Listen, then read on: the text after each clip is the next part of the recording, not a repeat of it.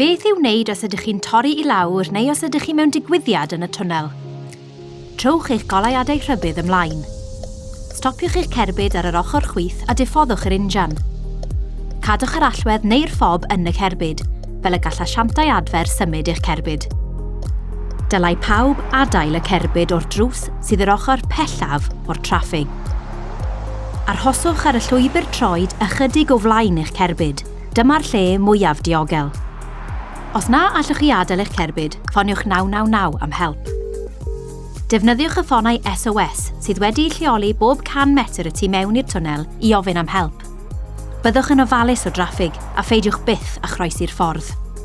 Rhowch sylw i gyhoeddiadau a chyfarwyddiadau a ddarlledur. Dilynwch y cyfarwyddiadau a ddarperir gan weithredwr y twnnel. Traffig Cymru, helpu i wneud teithiau'n fwy diogel.